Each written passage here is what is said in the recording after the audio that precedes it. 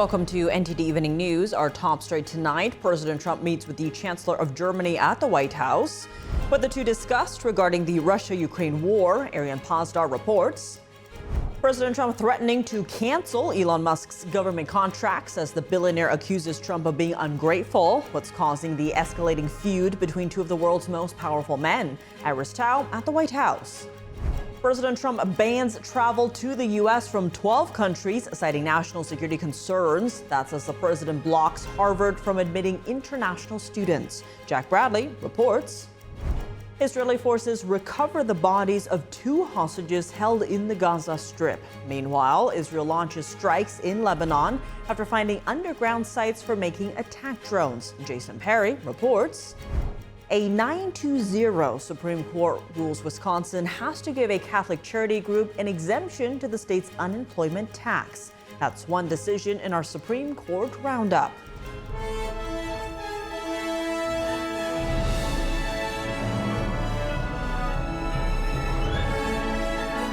This is NTD Evening News, live from our global headquarters in New York City. Here's Tiffany Meyer. Good evening, and thank you for joining us tonight. President Trump is banning travel to the U.S. from 12 countries. The move was fueled by national security concerns and high rates of visa overstays. That comes right after a ban on international students who wish to attend Harvard. NTD's Washington correspondent Jack Bradley has the details. I can say that it can't come soon enough, frankly. We want to keep bad people out of our country. The Biden administration allowed some horrendous people, and we're getting them out. President Trump is banning citizens from 12 countries from entering the U.S. and restricting access to people from 7 others. The ban is for foreign nationals from places like Haiti, Iran, Somalia, Yemen, Afghanistan, and several more. Trump is citing national security concerns, saying that it's hard for the U.S. to vet visitors from those places, adding that people from those countries many times fail to share their ties to terrorist groups, and there's high rates of them overstaying their visas. So they won't be allowed to obtain a new visa and enter the U.S. starting Monday, and the ban doesn't have an end date. The ban also doesn't apply to existing visa holders and lawful permanent residents. It also won't limit those seeking asylum or those deemed of importance to national security in the U.S. The State Department, which is in charge of issuing visas, says that the travel ban is about making sure visitors are properly vetted. This action reinforces the administration's unwavering commitment to protecting our borders and ensuring that those who wish to do us harm are denied access. And on Wednesday, the president also announced a ban on visas going to international students who wish to attend Harvard. The White House says that Harvard failed to provide sufficient information about its foreign students. We want to have foreign students, but we want them to be checked. You know, in the case of Harvard and Columbia and others, all we want to do is see their list. And they've accused Harvard of having concerning ties to foreign adversaries like the Chinese Communist Party. Trump's order also directs the Secretary of State to consider revoking visas for current students at Harvard. According to the Harvard Crimson, Harvard has received more than $150 million from China over the last 10 years. And in exchange, according to the House Select Committee on the CCP, Harvard has hosted and trained hundreds of members of the Chinese Communist Party over the years and has done research partnerships with them that could advance China's military. Reporting by Jack Bradley, NTD News. 9-0, the Supreme Court rules Wisconsin violated the First Amendment by denying a Catholic charity group an exemption to the state's unemployment tax. And the court made it easier to claim reverse discrimination in the workplace. Plus, in another unanimous decision, the court blocks Mexico's claims that U.S. gun makers fueled cartel violence. NTD's Arlene Richards has a Supreme Court roundup. 3 unanimous decisions in one day. The Supreme Court released decisions on Thursday that impact religious exemptions, employment discrimination, and gun maker responsibilities. First, the court sided with a Wisconsin-based Catholic charity group in a case centered on unemployment tax credits for religious institutions. The decision delivered a victory for faith-based institutions who had argued the state's decision not to grant the exemption violated the First Amendment. 9 justices unanimously agreed the state had unnecessarily attempted to define whether religious groups should be entitled to an otherwise available tax exemption. They said the state analyzed the group's entitlement based on the state's criteria for religious behavior. The Wisconsin Supreme Court had previously ruled the group was not operated primarily for religious purposes, since it serves and employs non-Catholics and doesn't require participants to practice the Catholic faith.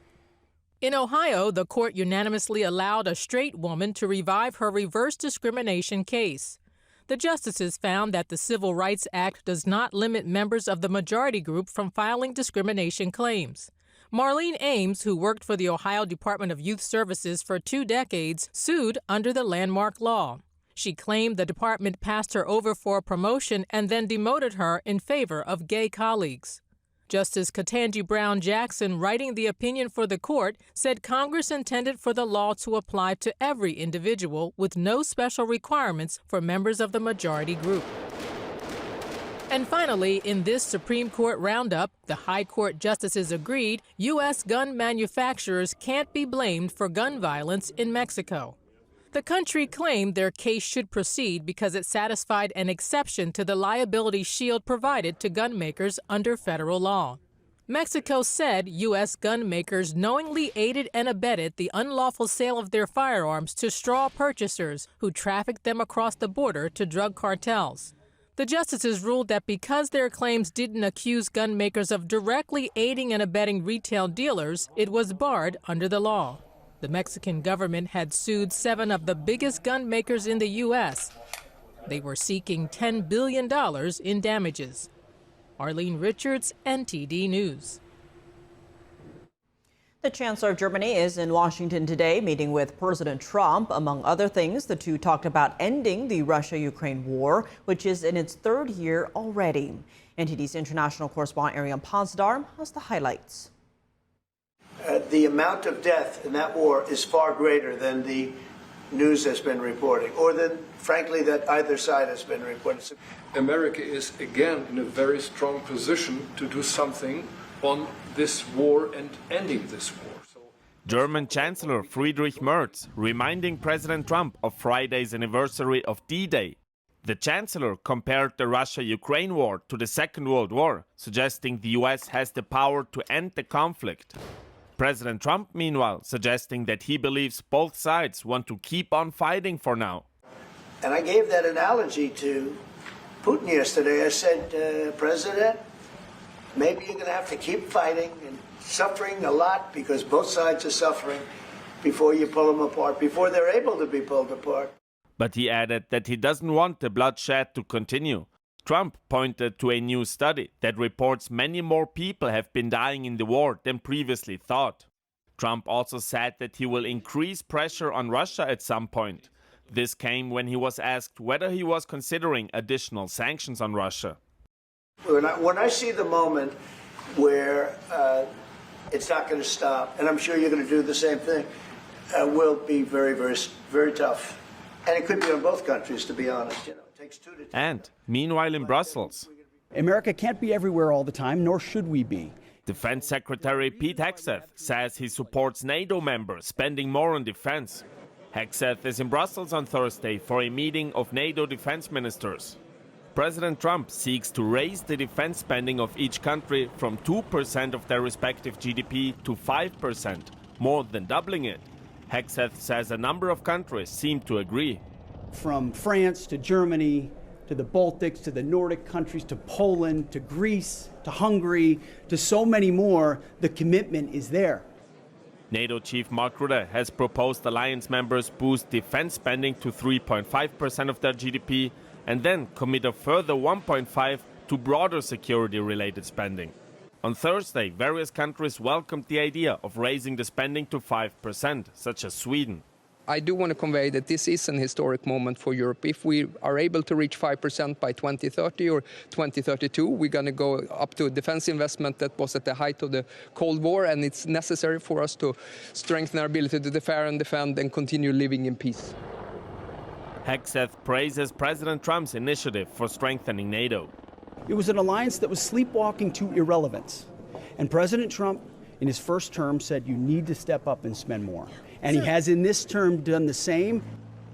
He added that the alliance is increasingly facing threats, saying it needs more capabilities and more, quote, hard power. Arian Pastar, NTD News. In the Middle East, Israeli forces have recovered the bodies of 2 hostages from the Gaza Strip.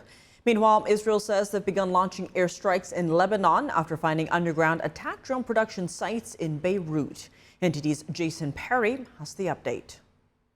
On Thursday, Israeli forces said they conducted a special operation and recovered the bodies of married couple Judy Lynn Weinstein and Gadi Hagi from the Gaza Strip. The couple lived in a small community near the border of the Gaza Strip before they were both tragically killed during the October 7th massacre, and terrorists took their bodies back to the Gaza Strip. One man, Jonathan Decochin, who lived in the same neighborhood as the couple, said his emotions are mixed about the situation.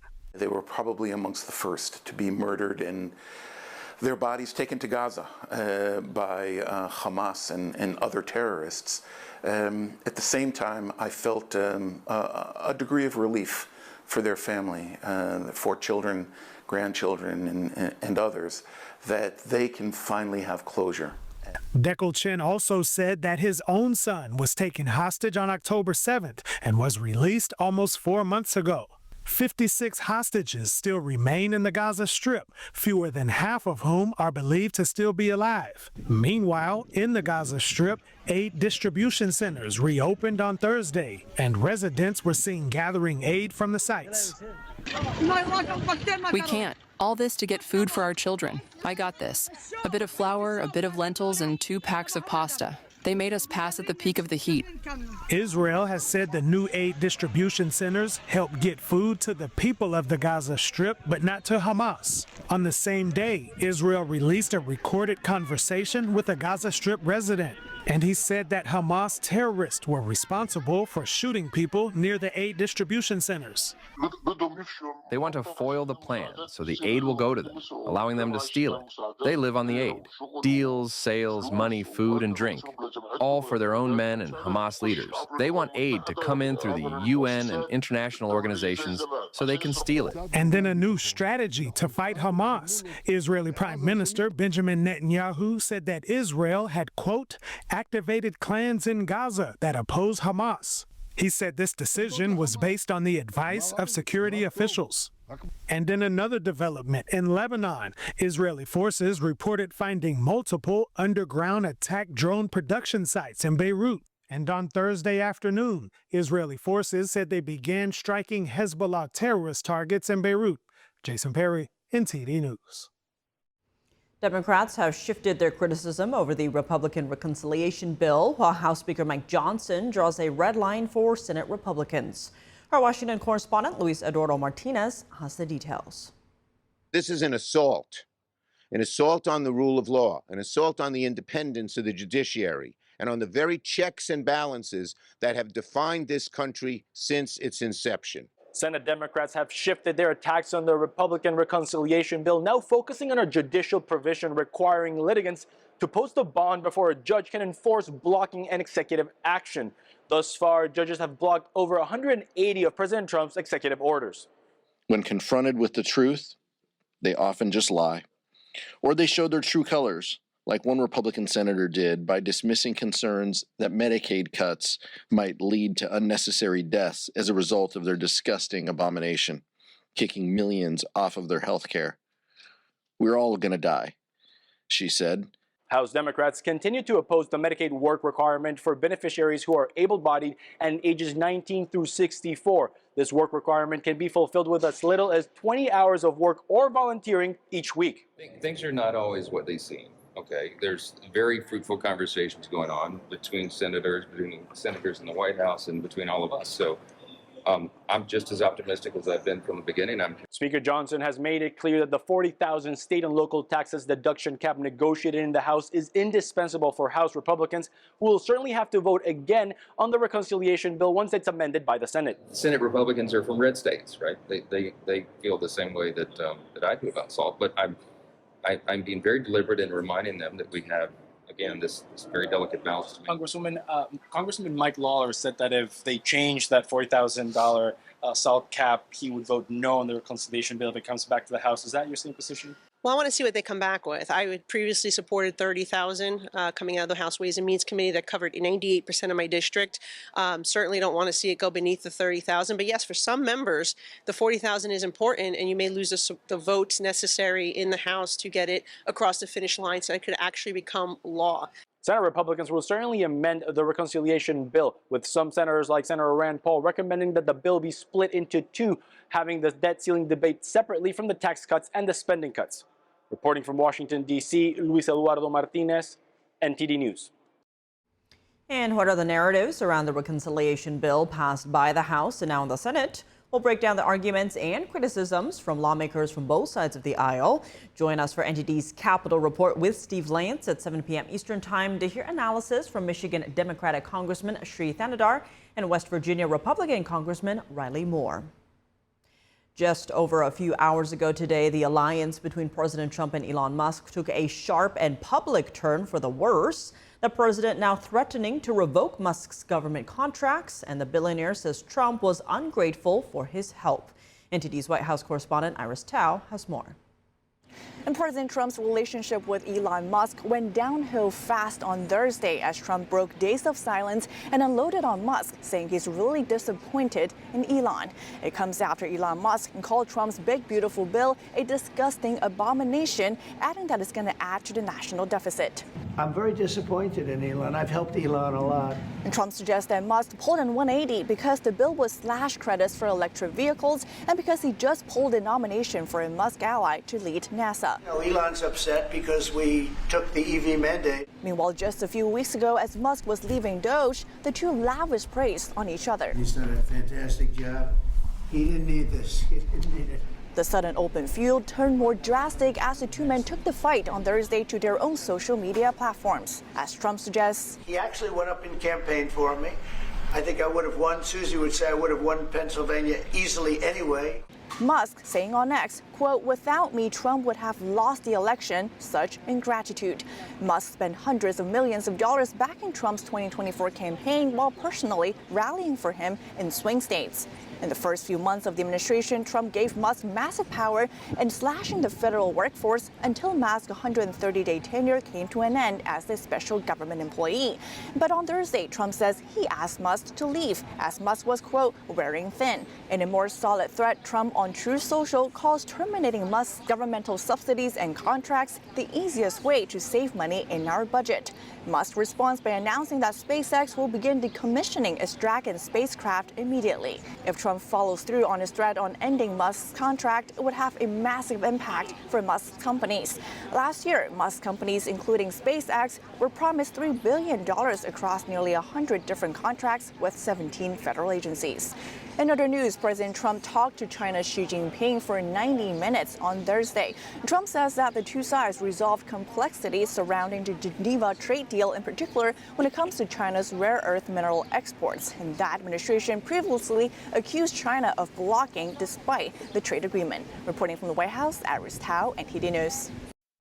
Coming up, the FDA says it's not making recommendations about COVID shots. Jason Blair tells us more about the agency's reasoning.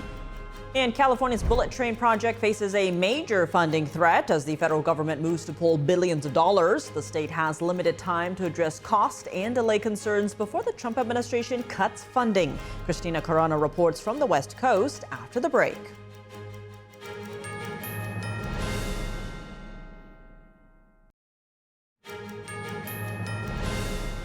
Welcome back. I'm Tiffany Meyer. The Food and Drug Administration says it's not in the business of making recommendations on COVID shots. The agency says it granted marketing authorization for a new COVID vaccine, but is leaving recommendations to physicians who see patients. NTD correspondent Jason Blair has more. The physician-patient relationship is really sacred. And when the government tries to become your doctor, we don't have a great track record. We do not have a good track record. The FDA says they don't make recommendations for COVID vaccines. The FDA is not your doctor. We don't recommend shots to people. What we do is we make them available for patients to have a conversation with their doctor. The agency recently approved a new Moderna COVID vaccine for adults over 65 and people with high risk for severe COVID outcomes. They say one of the main reasons for their approval is that Moderna agreed to their testing requirements. And the company is committed to doing the randomized controlled trial, placebo-controlled randomized study that we want them to do. But that's as far as the FDA goes. This blind booster in perpetuity camp thinks that everyone should get one in perpetuity. That's not what medicine is. Medicine's always about what's your absolute risk of something, what's the absolute benefit you might derive, and what are the risks that are known and unknown, and what's the balance of this. And we can't answer that for every person out there. That's why there's a doctor for every patient. FDA Commissioner Marty McCary talks about the difference of just looking at a medical chart versus also meeting a patient in person. You'll see a CAT scan, and there'll be a tumor in a certain location, and we'll talk about the blood vessel involvement and the sophisticated operation that can be done, or the preoperative radiation. And you go over and meet the patient, and you discover a frail old man who is not that interested in treatment and has different life goals. Previously, the FDA's director for their Biologics Evaluation and Research Department, Dr. Peter Marks, made repeated COVID vaccine recommendations to the public. You should get a COVID-19 booster because the evidence we have shows that protection after initial vaccination against COVID-19 decreases over time. Last week, the Centers for Disease Control announced that they will stop making COVID vaccine recommendations for healthy children and pregnant women. There's no evidence healthy kids need it today, and most countries have stopped recommending it for children. It's common sense, and it's good science. Reporting in Washington, D.C., Jason Blair, NTD News. Homeland Security Secretary Kristi Noem today announced that she's ended the Transportation Security Administration's Quiet Skies program. Today, I'm announcing that TSA is ending the Quiet Skies program, which involved having a federal agent follow U.S. citizens as they traveled by air.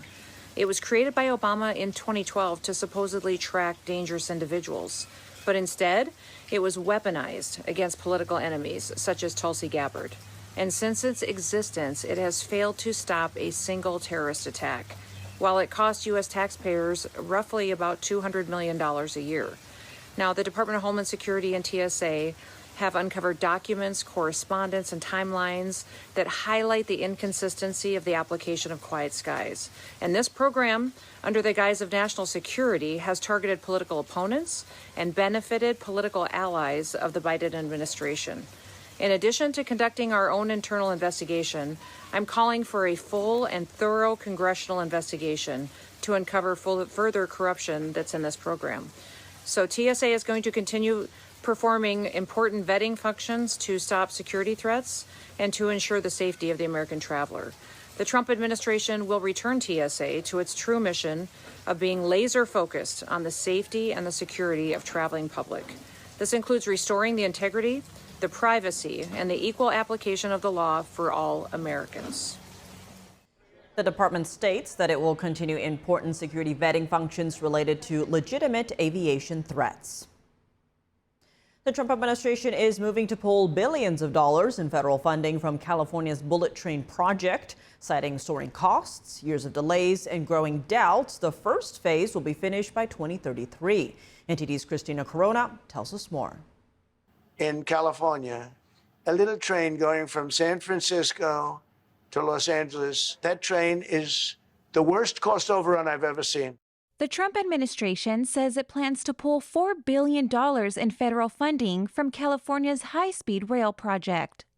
This government is not going to pay. I told our very great new Secretary of Transportation, he's doing a good job, Sean Duffy, I said, we're not going to pay for that thing. They are just, it's out of control. In a 310-page report released Wednesday, the Department of Transportation says there's no viable path forward. 15 years, $16 billion, not one high-speed rail track has been laid. The waste and the abuse, the mismanagement of this project has called for this investigation.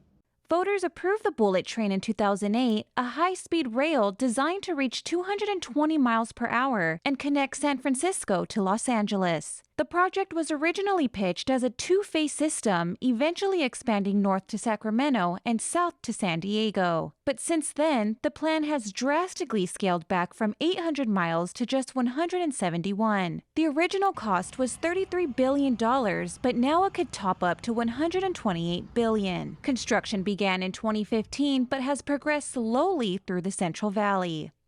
I think we should have high-speed rail, but we're having real issues of whether this high-speed rail will actually be built. We want to invest in good projects in America, make sure your tax dollars are spent well. Supporters, including state lawmakers, admit the delays are frustrating, but say pulling federal funding would only make things worse. Governor Gavin Newsom has previously promised to push back, saying the project will continue and the federal money will be reclaimed. California now has 37 days to respond before the funding cut becomes final. Christina Corona, NTD News. Coming up, where do things stand between the U.S. and Germany after today's White House meeting between President Trump and the German Chancellor? The talks were friendly, but the two leaders appeared to have differing opinions on the war in Ukraine. Former Ambassador Jim Gilmore here to share his insights after the break.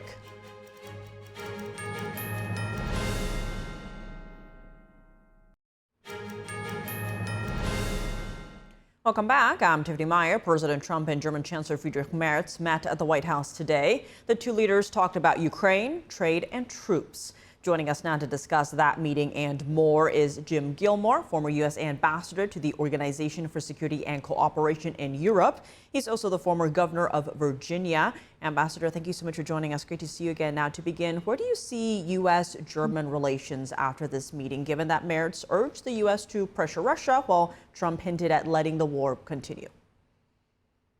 Well, I think that the Germans are beginning to step up to the plate. That's what we're hearing anyway. They seem to be saying that they're going to increase their budgets. They're going to recruit more soldiers. They're going to stand up for themselves. And if they do that in conjunction with the British and the French, then the Europeans are stepping up to the plate. And that should be a warning to Putin. Now, with respect to what's going on in Ukraine right now, look, I think President Trump has done everything he can do to bring people to the table in order to try to resolve this dispute. But I've said continuously that the national objectives of Russia and Ukraine are diametrically opposed. So it's very, very difficult to find them reaching some kind of compromise. I think the Germans understand this, and I think they're prepared to begin to provide some real leadership in Europe. And Ambassador, in terms of trade, President Trump saying he's hopeful the U.S. will secure a trade deal with the EU, adding that Germany is a big part of that. What are the likely sticking points before we see such a deal with the EU? Well, listen, I think that what we're going to have to look at is exactly whether or not they're prepared to be reciprocal in their trade policies. The European Union has been very restrictive and protective with respect to their industries in Europe, and that is to the detriment of the United States, to our agricultural products, to our manufacturing. And the policy that President Trump is putting forward now is to try to bring manufacturing back to the United States, or at least to have some fair reciprocal trade agreements and policies with the countries of Europe. And that includes Germany, which is a major manufacturing country, as we know. Now, switching to Asia, in terms of that Trump-Xi call this morning, both sides saying it went well. Trump saying after that the rare earth export issue has been resolved and that he and the First Lady will accept Xi's invitation to visit China. In your view, who blinked first? What does this mean for U.S.-China relations? Well, I think they both may have blinked in order to try to reestablish this kind of trade relationship. But I've thought about this a lot during the day as I was preparing to come on your show tonight. You know, everything is being driven by the belligerence and aggression of China. If they would just simply behave like a normal country and try to build up their country, and instead of all the economic problems, instead of trying to be aggressive against the Philippines, the Japanese, Taiwan particularly, then we wouldn't have all these problems. But right now, how can they expect to be aggressive towards the United States and then have a normal relationship? Meanwhile, of course, the United States and China are very tied together in trade as of right now. But we will be decoupling on the issue of rare earths because we have to have an independent chain of resources for rare earths. And I think we're working hard to get that. Now, we have seen over the years that Communist China does not play by the rules, as you just pointed out there. Given that With the meeting or the call this morning, do you see that as a softening from the U.S. side? Well, look, I'm a hawk. I think that's perfectly clear from the times that I've been on here. I think that you always have to watch out in dealing with these dictators, whether it's the Russians or the Chinese, to not look weak. I don't think that the president is looking weak, but if he has to go on bended knee to Beijing before the Chinese president comes to the United States, that might send a bad signal. But the president is consistent about trying to rebuild relationships instead of having a warlike situation. But it's really up to these dictators, and particularly to China. They're the ones that how can they take an aggressive position towards their neighbors who are American allies, and then expect America to do nothing in response? Any type of reaction we get is on them, not on us. Good point right there, as some are waiting out to see if this is the latest in the art of the deal from Trump. But switching gears a bit here, late last night, President Trump signed a proclamation banning travel from 12 countries to the U.S. that's citing security risks. Now, the list includes Afghanistan, Haiti, and Yemen, and 7 additional countries have partial restrictions like Venezuela and Cuba. Now, supporters say that this will help ensure safety. Critics say it won't. How are you viewing this move? Well, I'm viewing it as a refocus of the administration on national security. And I think that would include the Director of Homeland Security, who was on just a few minutes ago, and the head of the FBI. I think they're really focusing on the fact that an open society like the United States, where people can come and visit all the time and students can come and go to our universities, I think they're beginning to address the risk of national security danger. For example, there was an arrest, I believe, of some people up at the University of Michigan who had smuggled in a virus that could have been devastating to American agriculture. And if you look at the Chinese law, they intend to be aggressive on intelligence. They intend to use their students overseas as espionage.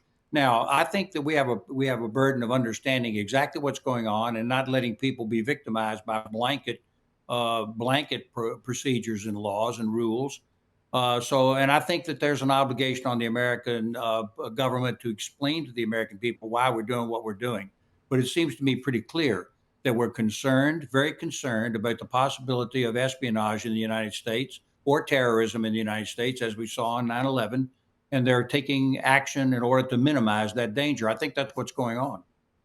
And on that note, some are pointing out Egypt was not on that list, even though the move follows the terror attack in Boulder, Colorado by an Egyptian national. Now, President Trump telling reporters today that was because the U.S. deals with Egypt closely, adding they have things under control. Zooming out a bit here, though, in your view, what would it take to fully secure a country? Are travel bans enough? Oh, listen, the answer is that we would have to become a police state, like Russia, like China. And we're not going to do that. That's in violation of not only the American Constitution, but of American values. We're a country that's established on freedom and liberty. Everybody in the world knows it. Everybody wants to come and live in the United States because of it. And we're not going to change on that. But it inherently creates vulnerabilities that other countries like Russia and China don't experience, because we're open people. We're warm people. We interact with people. We have international relations. The world is more interconnected than ever before. Yes, we have close relations with Egypt, despite its issues, but you can't stop some yahoo from coming into the United States and then doing something dangerous.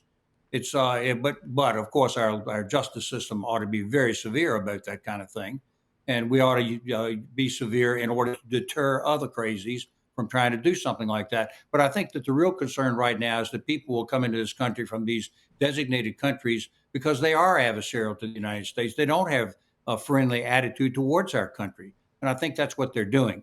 But I believe that it will be nuanced. We've seen this administration adjust as time goes on, and they see the consequences and the realities of what they do.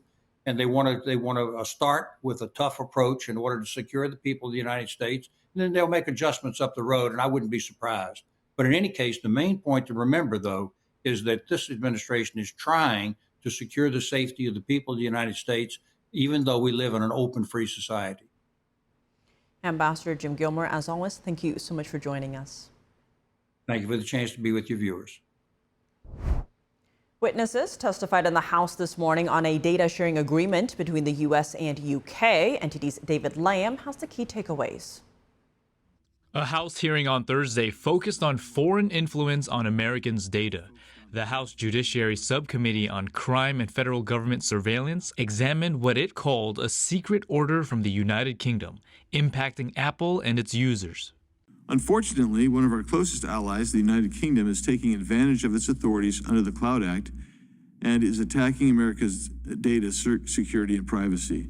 In February of this year, the Washington Post reported that the UK had secretly ordered Apple to build a backdoor into its devices to enable UK law enforcement to access a user's data stored on a cloud, including encrypted data.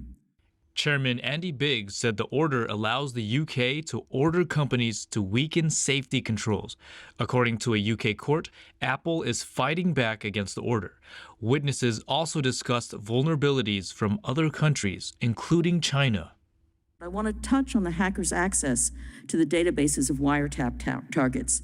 This enabled the Chinese government to learn which spies we had discovered.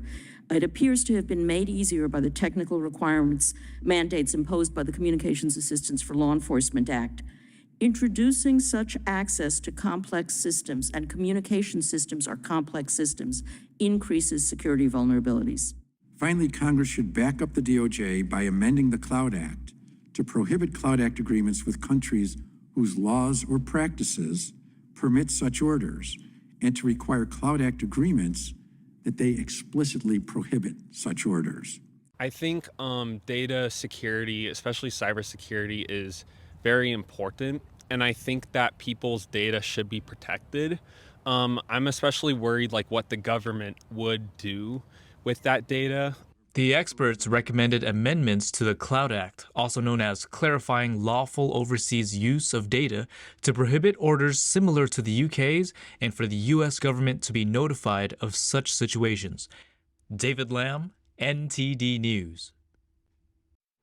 Coming up in the NBA, it's game one of the finals tonight between Oklahoma City and Indiana. Dave Martin joins us to preview the matchup when we return.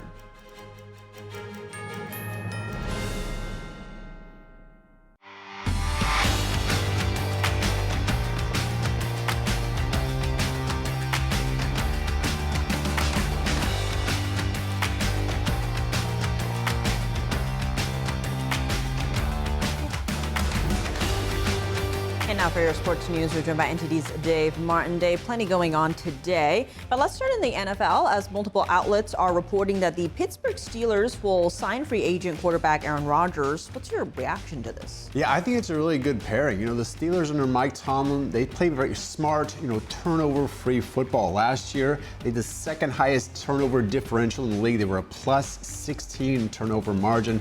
That was second only to Buffalo, which was a plus 24. Now, Rodgers fits that very well. He has the lowest interception rate in the history of the NFL. Just 1.4% of his passes in his careers have been intercepted. As part of the reason he's won 4 MVPs and a Super Bowl title. Now, all that said, I've got plenty of friends in the Pittsburgh area who are not exactly pleased about the Steelers signing a 41-year-old who recently had Achilles surgery. But I will say last year, I thought Rodgers really improved as the season went on. And for the Jets, arguably that was the third best season by a quarterback in team history as far as passing yards and passing touchdowns. I think he certainly is going to have something to prove after the Jets release him. Now, interestingly enough, Tiff, the Jets and Steelers will actually play in Week 1 in New York. It could be a very interesting matchup. It's almost like the NFL schedule makers knew this was going to happen. So I'm looking forward to that game. Let's see how many people tune into that one. Here's a new record. Well, looking at tennis news, we had a pair of pivotal semifinal matches at the French Open today. One ending a Cinderella run, and the other dethroning the 3-time reigning champion. Yeah, 3-time reigning champion Iga Swiatek's run is over. She lost to number 1 ranked Aryna Sabalenka today. 7-6, 4-6, 6-1 there. So I'm sorry, 6-love. That ended Swiatek's 26-match winning streak at the French Open. Now, she had won the last 3, as I said, as well as 4 of the last 5 titles there. As for Sabalenka, she's never actually won the French Open. Let's listen to what she and Swiatek said after the match. Well, yeah, the way the third set went, it's actually shocking for me, to be honest. But I really think that first of all, I'm super happy that I found the rhythm on my serve, and it was much easier after I figured that, okay, I'm in control on my serve, and also I put so much pressure on her serve, and I think that was the key game, the second game was the key moment, and I think after that game I kind of stepped in even more, and she was under so much pressure, and I think after those first couple of games, I wasn't really surprising because I felt like I was doing everything right and I was putting so much pressure on her. So I'm happy that it worked and I won that set. Well, I think the pace was from her super fast, and she for sure, especially at the beginning of the match, played just kind of as hard as possible and pretty risky. So it was just hard to get into any rally, and then. I was able to do that, so the game was, kind of more things happened because it wasn't just serve and one shot or return and one shot, and I could build the rally a little bit. Yeah, but in the third set, I feel like we kind of came back to what happened in first, and she for sure used her chances, and I didn't really, keep up what I was doing in second set. Yeah, now in the other semifinal, American Coco Gauff ended that Cinderella run by 361st ranked Lois Besson. Beat her 6-1, 6-2. Took just over an hour. It was a very dominant performance by Gauff. So now Saturday for the French Open final, you've got number one ranked Aryna Sabalenka against number 2 ranked Coco Gauff. It'll be Saturday morning, 9 a.m. Eastern time. Should be a good match there. Almost bright and early. Well, looking at the men's side of the draw, we have a pair of semifinal matches tomorrow, including one between 23-year-old Jannik Sinner and 38-year-old Novak Djokovic. What's the edge in this one? Yeah, that's a very tough question. Age, really a big age gap here, as you said, 15 years between Djokovic and Sinner. Now, Sinner's ranked first in the world. He's won the last 2 Grand Slams coming into this tournament. That was the U.S. Open last fall, as well as the Australian Open in January. And in this tournament, he has yet to drop a set, so the guy is definitely on fire. Now, Djokovic, until a couple of weeks ago, had really had a rough 2025 season. He finally won the Geneva Open just before coming to the French Open. Now he's won his first 5 here, so he's won 9 matches overall. I think the consensus is Djokovic has had a great run here, but it probably ends against Sinner. Now, in the other semifinal, you've got Carlos Alcaraz, who's probably almost just as hot as Jannik Sinner. He's going to take on 8th-seeded Lorenzo Musetti. Alcaraz is the reigning champion here. I think most have him pegged to win in the semifinals. So those matches are going to be tomorrow morning then, Tiff. You've got Alcaraz versus Musetti, 8:30 a.m. Eastern Time, and then at 1 p.m. Eastern Time, Djokovic versus Sinner. So some very big matches tomorrow as well at the French Open. Lots of action there. Well, turning to the NBA, the finals start tonight between Oklahoma City and Indiana. What are you expecting to see in this series? Well, I'm expecting to see the Thunder to win. I pretty much said that from the outset. I mean, that's not really going out on a limb much. They were 68-14 this season. That was the best record in the NBA. One of the best records in NBA history. They had the highest scoring differential ever in the NBA as well. Meanwhile, the Indiana Pacers were just the 4th seed in the Eastern Conference. I really didn't expect them to get out of the first round, but somehow they did. They beat Milwaukee. They shocked everyone, though, when they beat Cleveland and New York to get here. Now, the Pacers also had several very shocking wins in this round. Against 3 of them, one in each round. You had that game 5 against Milwaukee. They were down 7 points, 40 seconds left. Somehow won that one to clinch the series.